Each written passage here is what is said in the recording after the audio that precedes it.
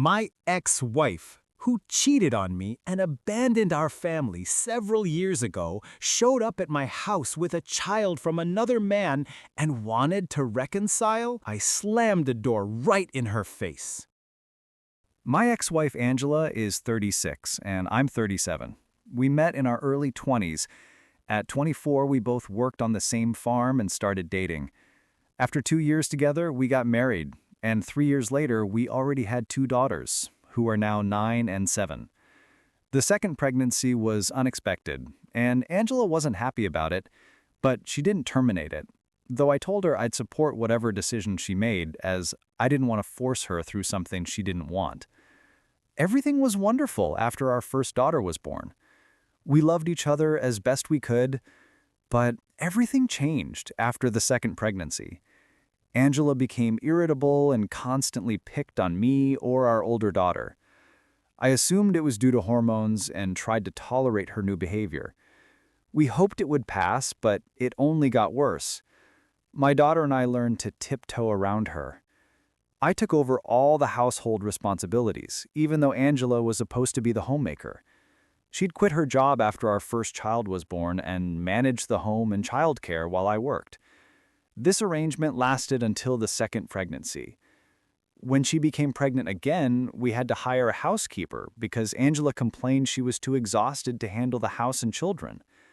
I agreed, even though it strained our budget. I wasn't earning much back then, and I didn't want to inconvenience her, especially while she was pregnant. I assumed that after our second daughter was born, Angela would return to managing the household and caring for the kids. She also insisted I wasn't doing enough around the house, despite the fact that I always pitched in after work, even when completely exhausted. After our younger daughter was born, I expected that within a few months, Angela would recover and we'd return to our normal routine. But months passed and nothing changed. Angela remained just as irritable and refused to do any household chores. She simply sat at home all day watching TV. She barely interacted with the kids, sometimes even paying a neighbor to watch them while she rested. I don't want to sound bitter, but I was genuinely hurt. I worked day and night, yet Angela wouldn't lift a finger around the house. On top of that, paying the housekeeper for cleaning, meal prep, and other chores was becoming extremely expensive. I had to cover all the household expenses and wanted to put money aside for our daughter's future. But that became nearly impossible because Angela contributed nothing. 6 months after our youngest was born, I finally decided enough was enough and needed to talk to her. Angela immediately refused, claiming she was too busy caring for the children to do anything else around the house, and insisting I should just earn more money instead of blaming her for our financial problems.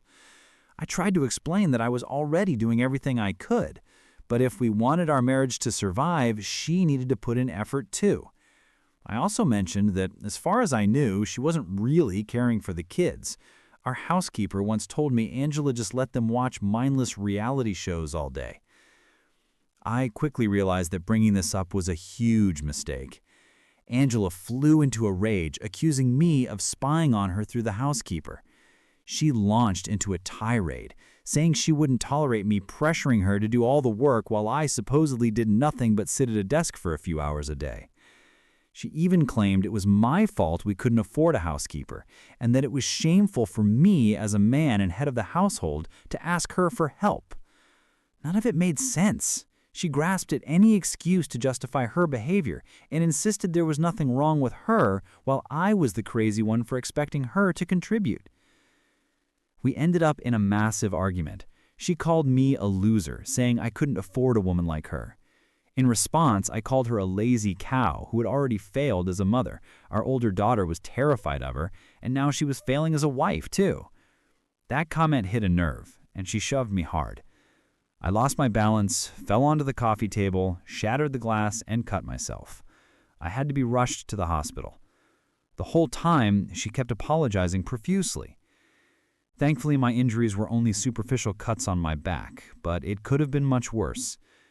From that moment on, I no longer trusted her. I told her she needed to move out because I couldn't allow her near the children anymore. Who knew when she might lose control again and hurt them? I asked my parents to look after the girls while Angela moved out. For a week, she protested and promised it would never happen again, but I simply couldn't trust her. I nearly filed for divorce right then, but she begged me to give her another chance. Eventually, by the end of the week, we agreed that she would stay with her parents and undergo psychotherapy. Only when her therapist confirmed she was stable would I allow her to return home. Clearly, something was deeply wrong. Happy people don't behave that way, but she seemed genuinely willing to work on herself and recover. I also didn't want our daughters to grow up without a mother, so I agreed not to divorce immediately and to give our marriage a second chance. While living apart, we also attended family counseling sessions. Unfortunately, it all turned out to be futile because she cheated on me. Let me explain exactly how it happened. My parents moved in with me to help care for the girls while Angela stayed at her parents' place. We attended family therapy daily, and for a while it seemed like things were improving. I even stayed in touch with her individual therapist, who told me she was suffering from postpartum depression but was making progress. One of her symptoms had been aggression, something completely new for her. But things spiraled out of control when she shoved me. That incident became a wake-up call for both of us. Almost a year passed like this. After 6 months, I even allowed her to visit our daughters under my supervision. She gradually seemed to return to her old self, and I was relieved to see it. Finally, our relationship appeared to be healing, and we seemed to have a real chance at reconciliation. But then, suddenly, she stopped attending our therapy sessions without explanation. She also stopped replying to my messages. I knew she was progressing because her therapist kept me informed, but her sudden silence made no sense. For several weeks, I tried to talk to her, but she just brushed me off, saying she needed time for herself. After nearly 3 months of her avoiding me, I decided to visit her at her parents' house. I'd never done that before because her parents disliked me and blamed me for everything. They believed I'd driven their daughter insane and made her act that way. Angela had asked me not to come while she was staying with them, saying it would cause unnecessary drama, and we'd already had enough of that. But I broke that rule and drove there anyway, as she'd been pulling away and skipping family therapy sessions. Even when she occasionally showed up, she seemed completely disengaged, and I just couldn't understand what was going on. That day, when I showed up at her parents' house, I expected to find her at home, but she wasn't there. When I asked her parents where she was, they told me they couldn't say and slammed the door right in my face. I could tell they did it with satisfaction, and a terrible feeling came over me. So, I decided to call Angela right then and there, standing outside their house. I tried calling her several times, but she didn't answer. And with every passing second, I grew more paranoid. Eventually, I decided to sneak into the house myself. I walked around the back, knowing her parents usually left the kitchen's inner door unlocked, but I didn't even need to go inside. I saw Angela sitting on the swing in the backyard. The bad news was that she wasn't alone. She was kissing a man I'd never seen before. It's been a long time since I saw them, but that moment is permanently etched in my memory. It was one of the worst moments of my life, and I still can't forget it. The guy she was with immediately pulled away as soon as he saw me, and by the time she turned around, I was already walking back to my car.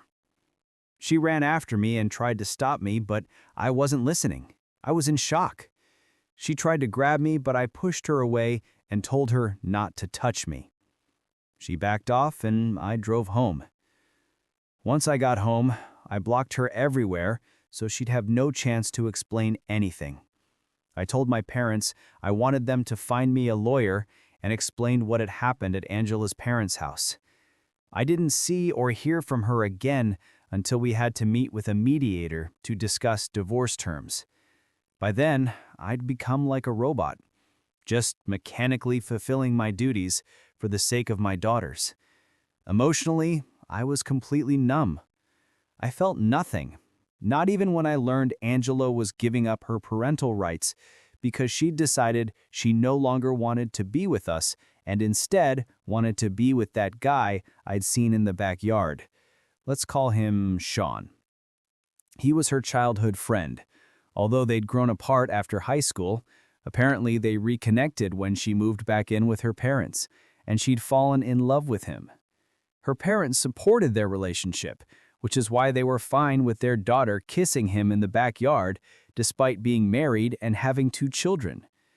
Apparently, they had always wanted her to end up with Sean and were thrilled she'd finally chosen herself and her happiness, as if she'd ever thought about anyone but herself.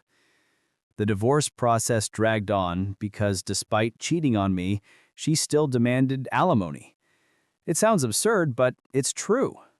The process took time, but my lawyer and I fought hard and managed to ensure she got nothing. Legally, everything belonged to me, since I'd paid for everything all those years while she just sat at home watching TV. 5 years have passed since the divorce was finalized, and we managed to ensure Angela left with nothing. The months I spent dealing with the divorce were among the hardest of my life, but I knew I couldn't fall apart. I had to care for my daughters as they only had me. My parents helped and supported me immensely, and I'll never be able to thank them enough for being by my side all that time, while I balanced work and childcare. 5 years have gone by, and although the divorce felt like the worst thing that could ever happen to me back then, I'm now grateful for it. I don't think I'd be where I am today if I hadn't decided to leave Angela. Life has become much better in every way since then. We moved into a bigger house because I now earn more, and I don't have to spend money on anyone except myself and my daughters. My parents live nearby and occasionally drop by. I have friends who care about me, and my daughters are happy. That's all a man really needs, and I'm thankful to the universe that things are going well. Or rather, they were going well until Angela showed up again a few days ago. The kids were at school, and I was just about to leave for work when someone rang the doorbell. There stood Angela with a little boy beside her. He couldn't have been more than 3 or 4 years old, and I instantly realized he was Angela's son. I was stunned to see her at my door and was still processing what was happening when she burst into tears and said she'd come to apologize and make things right. She claimed she was finally ready to reunite, become part of our family again, and give our marriage another chance. I couldn't believe she'd returned after all these years and suddenly decided on her own to give our marriage a second chance, as if that were something she could decide unilaterally. In that instant, I simply slammed the door in her face because I didn't want to get involved in any of this. But before I did, I told her we were no longer her family. I stopped being her husband the day she cheated on me with Sean. The divorce was just a legal formality, and she herself had relinquished custody of our daughters, so she had no right to call us her family anymore. After saying that, I shut the door and told her to leave, that I didn't want to see her anywhere near my home. I could have yelled at her. I was furious, but I held back because of the little boy. I heard her crying outside the door for a few minutes after I closed it, but I chose to ignore it. Once I was sure everything was quiet, I went to work. I tried my hardest not to think about it because dwelling on it would only weaken my resolve, and I couldn't afford that. I nearly managed to forget Angela had even come to see me until I got home from work and received a call from my parents demanding an explanation for why I'd turned her away. They told me Angela had contacted them right after I slammed the door in her face and was utterly devastated. My parents explained that they were the ones who had given her my new address and encouraged her to come see me, saying she was now divorcing Sean and finally ready to make amends. They revealed that Angela had reached out to them about a month earlier, and this whole reunion had been in the works for some time. My parents believed it was time to think about the children, claiming my daughters needed a mother and that Angela was the best possible option. So they decided she deserved another chance. Without consulting me, they told her where to find me and even advised her on what to say. I was furious with them because this wasn't their decision to make. Forgiving her and offering a second chance was mine alone, not theirs. What's more, Their actions could have ended badly if the girls had been home during Angela's visit. I told them exactly how reckless and inappropriate this was, but they refused to admit any wrongdoing. They reminded me that they'd supported me throughout the divorce by caring for the girls, and that even now they occasionally babysat. They argued that while the final decision was mine, they had equal rights to determine what was best for the children, and that I couldn't take that away from them. I found this absolutely absurd. After all, these were my daughters, not theirs. They had endangered both my children's emotional safety and mine by acting behind my back, and then they blamed me for supposedly ruining the girls' lives by being too proud to accept that children need their mother. Several days passed, and I thought long and hard about the situation, but I still don't believe I acted wrongly or selfishly. I refuse to be called a monster for not giving my ex-wife another chance to be a mother. Before we move on to the update, please share your opinion in the comments. Do you think the author is a monster? If yes, why? If not, explain your reasoning. Now, let's proceed to the update. Update 1. It's been about a week since Angela showed up at my door with her son, and recently I learned the full truth about her relationship with my parents. It's so disgusting I don't even know where to begin. I still can't process it. I'm shocked at how easily they all betrayed me without a second thought. It turns out they didn't just give her my new address. They'd been secretly staying in touch with her the whole time. After the divorce, I cut off all contact with Angela, but my parents didn't. They believed she'd eventually come to her senses. They didn't talk often, maybe once a month, but that was enough to make me feel deeply betrayed. Sean forced Angela to sign away her parental rights when the divorce papers came. He gave her an ultimatum: either abandon our family and start a new life with him, or fight for custody of our daughters, but that would mean leaving him. According to my parents, it was a tough choice for her, but in the end, she chose Sean and decided to build a new family with him instead of staying with the one she already had. My parents told me Angela reached out to them shortly after I filed for divorce. She wanted to secretly maintain contact with our daughters and asked them to act as intermediaries. She claimed she'd been trapped by me because I was pursuing full custody with supervised visits, and by Sean, who insisted she completely cut ties to our children. Even if she'd tried to fight for custody, her chances of getting partial rights were slim given the circumstances of our divorce and her history of anger issues. So, according to them, she saw fighting as a waste of time. She risked losing both Sean and any chance of seeing our daughters. That's when my parents stepped in. Angela met them privately and practically begged them to help her stay in her daughters' lives. She knew that after signing away her rights, she'd have no legal way to see them, not even under supervision. But my parents still had visitation rights, and they decided to exploit that. For years, they lied to me, sneaking Angela in to see our daughters whenever I left the kids with them.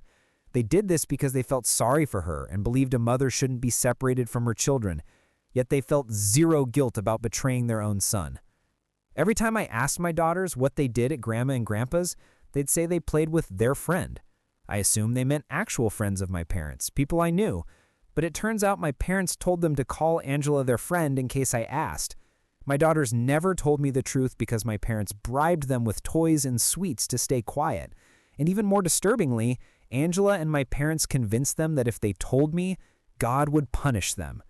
That's why they've always been so evasive and secretive. When I finally confronted them after learning the truth from my parents, my daughters broke down crying and admitted everything. I didn't blame them. They're just children, manipulated and frightened into silence. But I do blame myself for never asking exactly which friends they were playing with. It could have been anyone, even someone far more dangerous than Angela, and I'd never have known. Now, I'm putting a stop to it all. I've already filed for restraining orders against all three of them. I have written proof. My parents sent me a letter a couple of days after our argument, trying to justify their actions by painting Angela as a desperate mother torn between love and duty. They thought it would make me forgive them. Instead, it only confirmed they're all deceitful liars and I can't trust anyone. Ironically, Angela gave up her parental rights and was forced to see her own children in secret, like a criminal, solely because Sean didn't want her maintaining any ties to her past life. He's supposed to be her true love, but now they're divorcing too. And it's all fallen apart. They even have a son together, but according to my parents, Sean now wants nothing to do with either Angela or their child because he's been offered a job and is leaving in a few months. Angela recently started working and their son just started preschool here, so she refuses to move away, which caused constant fighting. 3 months ago, Sean finally snapped and told her he was done. He's taking the job and leaving because being a family would mean sacrificing his future and happiness to make her happy, and he wasn't willing to do that. All of this was clearly meant to make me feel sorry for Angela, but the only thing I felt was that justice had finally been served. I've already spoken with my lawyer and the restraining order application is filed. My daughters and I also had a serious talk. I told them they'll never see their grandmother, grandfather, or mother again. For now, they seem to accept it, but we're continuing therapy to help them process everything because I know this will be incredibly hard for them. It probably already has been, but this chapter is finally over. Update 2. I kept my daughters home from school for a few days, but I don't want their education to suffer because of Angela and my parents. Now their teachers are monitoring them closely and won't allow anyone except me to pick them up after class. I'm doing everything I can to prevent those 3 from reaching us because I'm certain they'll try. So far, everything's been quiet, and I hope that once the restraining orders are officially in place, they'll stay away for good. Update 3. Hi, this will be a very short update. We've successfully obtained the restraining orders. For the next 5 years, those 3 must stay away from me and my daughters or face serious legal consequences. Of course, I'm still maintaining all the safety measures I've put in place because the last time I saw them, they looked furious, and I'm not willing to take any risks. My daughters and I continue attending family therapy regularly, and I believe we'll make significant progress over the next few months. Honestly, we've already come a long way. All I want now is for my daughters to be happy, and that's enough for me. So please keep sending us your good wishes. We truly appreciate them. Now, I'd love to hear your thoughts in the comments. What do you think of this whole story? In my opinion, the central and most difficult question in this entire situation is whether the author should have forgiven his wife. On one hand, he clearly did the right thing. People rarely change, and rebuilding trust after betrayal is nearly impossible. It would have meant not only reuniting with the woman who cheated on him, but also reconciling with the parents who betrayed him, plus raising a child who had always symbolized that betrayal. On the other hand, and this is hard to even say, it's possible, however unlikely, that reuniting under strict conditions might have been worth considering, at least for the sake of the children. After all, he remains alone and hasn't moved on with anyone else, so why not? And even if reconciliation wasn't an option, completely cutting off his parents seems extreme. Do restraining orders really need to be the first resort? In the US, it sometimes feels like every conflict ends with one. These aren't dangerous or unstable people. They don't use drugs or have criminal records, so why not allow some form of supervised contact? In a way, both sides are acting selfishly while claiming to act for the children. The wife and grandparents hid their true motives behind love for the kids, and the author is doing the same, using the children as justification to get everyone out of his life. But are the children truly better off with no contact? Maybe they'd actually want to see their mother and grandparents. After all, their mother never cut ties. She kept seeing them, even if secretly. The grandparents did the same. I'm convinced that when the girls grow up, they'll likely reconnect with their mother and grandparents on their own. That's my take. It's a complicated, deeply personal dilemma with no easy answers.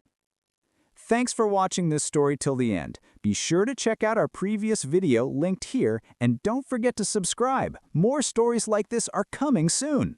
Good luck to you all.